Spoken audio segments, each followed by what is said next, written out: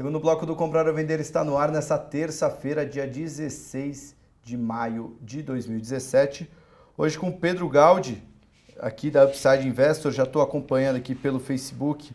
Vieram algumas perguntas. Gaudi, perguntaram de Vale, infelizmente não está na pauta, né? O Gaudi que sempre gosta de falar de Vale, mas hoje a gente vai falar de outras duas empresas, a M. Dias Branco e a Petrobras. No primeiro bloco a gente falou de CCR e Eco Rodovias. Para você que não acompanhou, daqui a alguns instantes, lá para 5 horas, agora são, deixa eu ver o horário certo, 15 horas e 28 minutos. Lá para 5 horas já deve estar disponível a gravação do programa. E aí você já pode assistir a explicação do Gaudi de por que ficar otimista com CCR e Eco Rodovias. Agora a gente vai falar, vamos começar pela empresa menor em tamanho, só que maior em felicidade, né? Quem pegou essa M. Dias Branco nessa década, em algum momento ganhou dinheiro com essa empresa, né? Uma empresa que focada principalmente no Nordeste, né? Tem muitos produtos, tudo à base de farinha, e ela não consegue entrar competidores para bater de frente com ela lá, e a empresa continua mostrando resultados consistentes. Foi um dos destaques positivos desse primeiro trimestre, né, Gaudi? Sim. Como é que você vê o resto de 2017 para a M. Dias Branco? Então, na verdade eu trouxe essa empresa para a gente conversar, discutir. Como o Thiago falou, a empresa ela tem sua origem no Norte e Nordeste, né? Ela, uma tradicional fornecedora de farinha, uma região que dispensa comentário, né? Faz parte do dia a dia.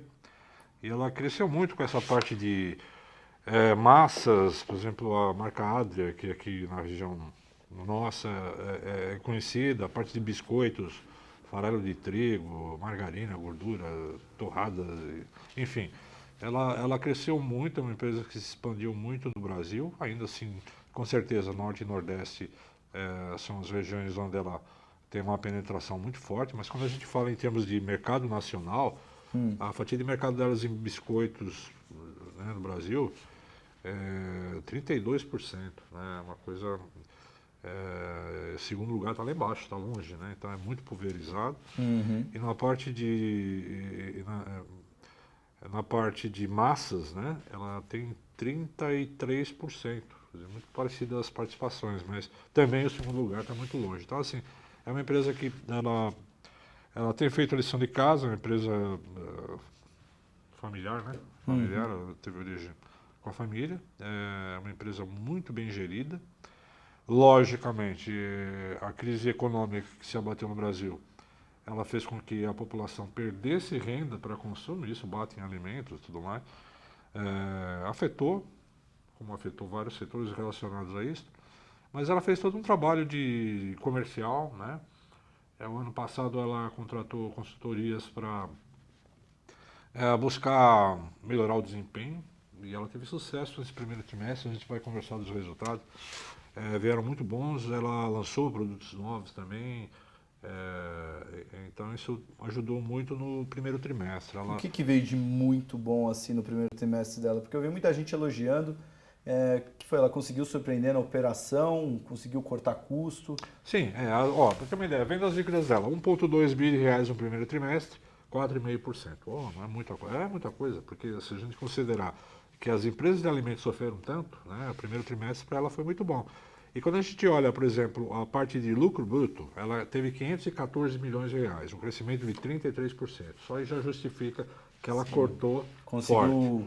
Não cresceu tanto na operação, mas conseguiu cortar bastante no custo e afetou no lucro. Aí vem a história da consultoria que está ajudando a empresa a melhorar ainda mais a casa. Tá? A margem bruta dela subiu de 33% para 43%. Bem alta para o setor. Bem alta para ser margem bruta. O EBITDA ajustado dela foi de 233 milhões de reais, 74% acima. Então aí você já embute que ela, além de reduzir custos, ela cortou despesas operacionais, né? Logicamente, ela cortou despesas operacionais ao mesmo tempo que ela teve uma maior despesa de marketing para fazer frente a essa nova estratégia de mercado mesmo, né? Então a EBITDA dela subiu 74% e o lucro líquido dela de 189 milhões simplesmente dobrou do primeiro trimestre de 2006. É lógico, a gente olha o primeiro trimestre de 2006, tem tudo aquilo que eu falei do efeito agravante da economia estar mais fraca. Sim, a base de comparação foi fraca, mas mesmo assim ela conseguiu mostrar uma bela retomada. Mas os números são muito bons, a empresa ela tem um fator muito importante, é uma empresa que ela tem caixa líquido, né? Então, assim, ela tem uma programação de crescimento, de investimento, não tem nada de desinvestimento aí não, é investimento mesmo, ela tá, é uma empresa que tem tudo para crescer, ela está buscando também, além desse aumento de participação nas regiões mais ao sul do Brasil, né? Onde ela busca também uma liderança, como ela tem na Norte e Nordeste, ela também busca exposição ao mercado internacional. Ele está crescendo aos poucos, então isso também ajuda. E justamente por causa dessa estrutura de capital dela, isso vai favorecer até aquisições eventuais que possam surgir, né? Só para ter uma ideia, ela fechou uma dívida líquida de 261 milhões de reais em março de 16 e ela fechou agora em 17, março de 17, com 366 milhões. Então a dívida, isso é dívida líquida ou... Caixa líquido. Ah, o caixa líquido. Caixa líquido. Ela tem... Então é dívida negativa, né? É dívida negativa, quer dizer, ela tem mais caixa do que dívida. Então assim, o caixa dela cresceu em quase 100 milhões. 100 milhões. Então assim... Muito bom. Então, na verdade, você me desculpe que eu falei uma besteira. Ela tinha uma dívida de 261 milhões e reverteu para 366 milhões de caixa líquido. Então, mais impressionante ainda. Mais impressionante ainda. Então, assim, é uma ação que já subiu 31% esse ano, né? Até semana passada, né, quando eu soltei o relatório, 31%. Nada mal para quem carregou e nada mal para quem já vinha carregando com seu valor. Porque é um papel que saiu da faixa de menos de R$10. Ele está cotado quanto hoje? A faixa de R$55 é um papel que já chegou a valer R$100 lá atrás, né? Sim. E depois devolveu, como quase tudo na Bolsa devolveu. Já valorizou 31% esse ano. Tem espaço de valorização, que eu diria que está muito próximo a 10%, 11%, hoje, considerando as premissas atuais. Se a gente tiver realmente uma configuração de melhora de mercado ou estratégia de marketing mais agressiva, onde ela consiga entrar em mercado, as premissas mudam e o preço justo aumenta. Então, assim, na visão, porque eu trouxe a M. Dias Branco, a empresa tem se mostrado muito eficiente na gestão. Isso tem repercutido no retorno para o investidor. E apesar de a gente entender que ela tem ainda um upside de 9, 10% para esse ano, novas premissas podem surgir e novas revisões dos analistas do valuation, o preço justo, pode levar à interpretação que existe mais espaço para valorização, né? A gente gosta do case, uma empresa com PL 18, né? Dividend yield dela 1% em média. Só para finalizar a análise da M. Dias Branco, não precisa se estender muito, é muito mais opinião, talvez uma análise. Mas o setor de consumo, esse consumo mais... São bens que, por pior que esteja a economia, por maior que seja a inflação, você não vai deixar de comprar comidas. Talvez você compre menos, talvez você compre produtos mais baratos. Sim. Mas é um setor na Bolsa que vem mostrando uma resposta positiva. Um case parecido com o M. Dias Branco. A gente pode comparar, apesar da diferença de tamanho, ao Pão de Açúcar, né, que passou por um momento bem difícil e entregou um resultado muito bom e vem subindo muito na Bolsa. Para o investidor, M. Dias Branco pode ser comparado assim, mais ou menos com o Pão de Açúcar, nesse sinal de... Ou tem muita diferença? Tem muita diferença, Thiago, na minha opinião. Tá? Eu vejo que o Pão de Açúcar ela tem uma diversificação muito grande. A M. Dias Branco está presa à linha de produtos dela, né? E quando você pega o Pão de Açúcar, ele está preso a varejo, a um monte de produto, inclusive eletrodomésticos. Sim, né? Então o diferencial do Pão de Açúcar está muito mais até os outros produtos que ela vende do que unicamente o... Eu acho que o Pão de Açúcar teve uma infelicidade aí de gestão, de estratégia, que atrapalhou bastante, né? Mesmo dentro ali das participações da associação que ela teve lá, também aparentemente não foi tão feliz, né? Teve a questão da Via Varejo, que eles vão tentar se desfazer do negócio, sair do negócio. Mas assim, eu acho que são negócios diferentes. Né? O Pão de Açúcar, logicamente, como sofreu muito papel, só complementando, o Pão de Açúcar sofreu muito a ação por conta desses resultados abaixo da expectativa, e veio o resultado muito bom, então ela começa a se recuperar. O Pão de Açúcar não sofreu só pelo setor, né? Foi também pelos resultados dentro do setor, porque o Carrefour vinha mostrando bons resultados, o Pão de Açúcar não, né? Então, estava perdendo market share. Existe a possibilidade do Carrefour também abrir o capital agora, e aí realmente o mercado vai ter mais clareza de quem é quem. Bom, vamos finalizar o nosso papo então com Petrobras. Tá.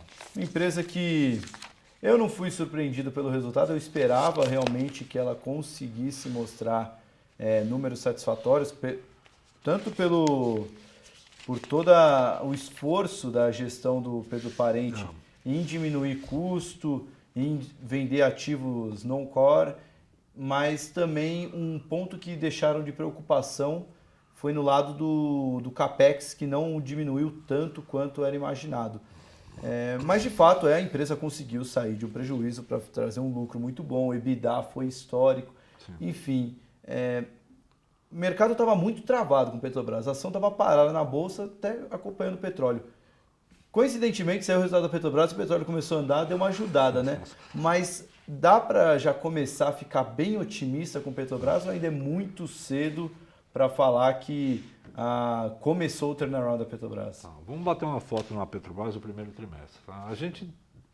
Nós lá do Upside, desde o ano passado, quando a gente participava aqui do programa, a gente estava alertando que a Petrobras estava virando de rumo, né? A entrada, como você falou, a entrada do Pedro Parente deu uma roupagem totalmente diferente para a empresa.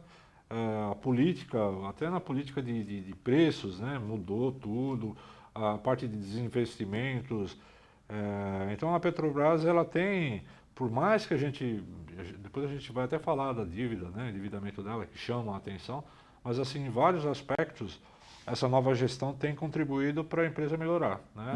E nessa foto que a gente vai falar hoje, já fica bem claro isso, né? Só para ter uma ideia, os números de Vale, Petro e Ambev, quando a gente fala, são números gigantes, né? Então, assim, as vendas líquidas da Petro no primeiro trimestre foram de 68 bilhões, né, de reais, uma queda de 2,8% no primeiro trimestre de 2016, e aí você tem a ver com câmbio, né, e o fluxo de volumes, né, mas isso não tira a grandeza, não. O lucro bruto dela foi de 24 bilhões de reais, já crescendo 13%, então aí tem o que você falou da redução de custos, já começa a ter sentido. O EBITDA ajustado de 25 bilhões de reais, 19% acima, ou seja, desde lá de cima, mesmo com queda de faturamento, ela já cortou custo, cortou despesa e foi crescendo. Quer dizer, o que sobrou disso tudo é muito maior do que era antes, então é feito de uma gestão bem feita, né?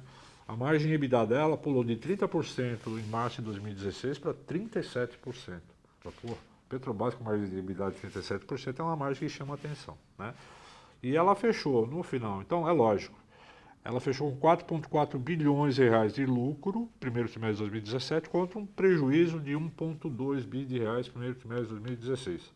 Logicamente, ela tem uma dívida muito grande e muito disso é em dólar.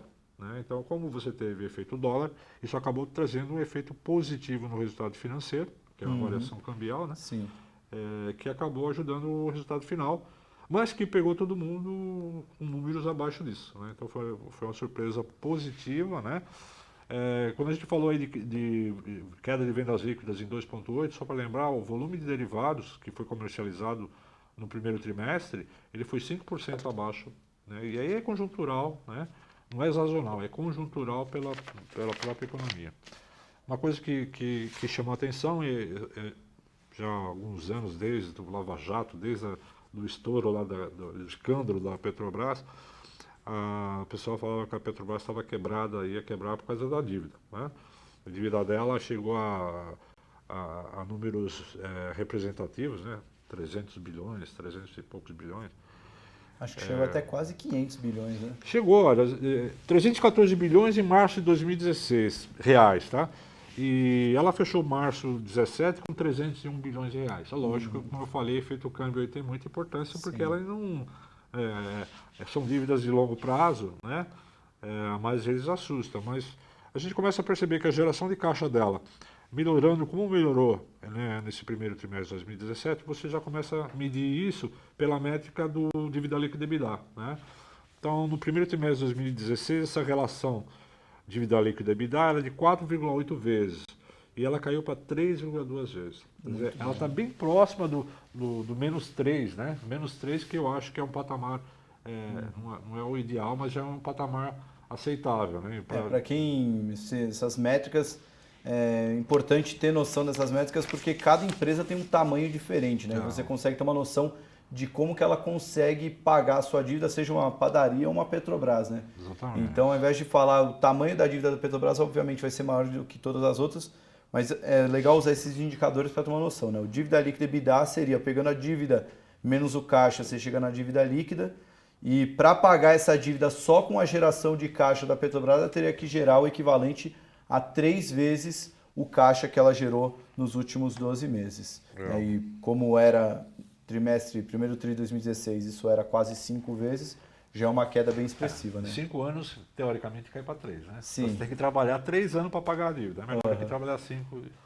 Bom, o que a gente está enxergando para a Petro? Eu acho que a política de reajuste de preços já está dado. Eles estão buscando uma paridade com o mercado internacional. Não é assim, subiu lá, sobe aqui. Você sempre tem uma pequena defasagem, mas é uma defasagem de um mês. Mas a vantagem é que agora é transparente. É transparente. Se vai dar boa notícia, vai dar. Se vai dar má notícia, vai dar. A Petrobras tem cumprido à risca a sua política de reajuste. E vai subir ou vai cair, entendeu? Então eu acho que isso já é uma mudança fenomenal, que cria confiabilidade para a empresa e para a ação, principalmente para o investidor estrangeiro, né, que está muito preso ao ON, mas de qualquer forma. Bom, o que a gente espera para a Petrobras? Acho que isso é importante a gente citar, né? Logicamente, ela tem feito um esforço para recuperação, redução de custos, despesas, melhora de geração de caixa, né, operacional. A lucratividade tende a ser acompanhada, salvo o efeito cambial. Ela vai ter todo um trabalho aí de administrar essa dívida, alongar a curto prazo, buscar baratear, o que toda empresa faz, é normal, isso vai ter que ser visto. Só que ela tem uma carta na manga, que são os ativos que ela vai vender, né? São os desinvestimentos e tem ativo grande aí, né? No caso da BR Distribuidora, ela está anunciando agora também poços, já se fala até em refinarias, né? Então tem muito ativo que ela vai vender que vai melhorar substancialmente. Lógico, o valor nominal da dívida ele vai reduzir, né? Assim, mas o número assusta, né? Mas quando você pega uma relação dívida líquida EBITDA de 2 vezes, né? Você já começa a perceber que o número nominal assusta, mas a relação ela consegue gerar um caixa que consegue honrar com essa dívida, né? Em outras palavras, a Petrobras tem que encolher para voltar a crescer. Acho que essa é a visão clara. E a gente entende que Petrobras, apesar dela ter subido muito o ano passado, ela foi de 4 para quase R$16, né? E esse ano a alta não é expressiva, é pequena. Mas de qualquer forma, assim, a expectativa é positiva, né? Se a gente começar a considerar que todos esses eventos de venda de ativos e de melhora de estrutura de capital, mantida e vai ser mantida essa política profissional da gestão, eu acho que isso tudo se traduz em potencialidade para a ação, né? A gente tem hoje um preço-alvo de R$19 para a Petrobras, ela está na faixa de 15%, tem 23%, mantidas as condições atuais de premissas. É lógico, você vender um ativo muda todo o valuation, né? Então, assim, tem potencial ainda para 20, 30% para esse ano, no Fotografia Agora, né? E a gente está otimista, no PL 13, 14 para a empresa. A política de dividendos da empresa, primeiro tem que arrumar a casa, ela volta, com certeza volta. Isso já foi até expresso pelo Pedro Parente, né, de que ele quer remunerar os acionistas, né? Eu acho que isso é um ponto extremamente positivo, tá? E a gente vê então o Petrobras como uma das melhores ações aí para o investidor ficar de olho nesse ano e no próximo. Para finalizar, bate pronto. Petrobras vai voltar a R$40 algum dia na vida? A gente está a 5 mil pontos da máxima histórica e a Petrobras está a 50% da sua máxima histórica. Eu acho que assim, o mundo mudou, né? Eu acho que aqueles números que a gente tinha lá de siderúrgica a R$40, Vale, eu acho que o mundo mudou, né? Aqueles números... É só para responder, porque tem muita gente que comprou lá em 2008, Não, vê a bolsa voltando para perto de 2008 e fala, e a minha Petrobras vai voltar? Aí já é uma questão de estratégia. Eu acho que quem tem papéis, comprou ações a R$40, e o que ele tem que trabalhar, já que o sentimento é de que a empresa vai melhorar, é você comprar mais, diluir seus custos. E eu torço, logicamente, que no futuro o papel volte a 40, né? Mas hoje não dá, né? Não, hoje não Com dá. as premissas atuais não dá. Mas assim, a Petro é um papel para prestar atenção, para o investidor prestar atenção. Já era no passado e continua assim. E agora melhorou muito, né? Eu acho que é isso. Legal. Bom, vamos encerrar por aqui. Gostaria de agradecer a sua presença aqui, Gaudi. Muito obrigado pela análise. Eu que agradeço. Um abraço a todos. Espero que vocês tenham gostado. Você do Infomoney, você do Facebook que acompanhou o programa. Fique agora com o Alisson Correia, que está esperando para entrar aqui ao vivo com o Traders Room. E eu vejo vocês na terça-feira que vem com mais Comprar ou Vender. Tchau!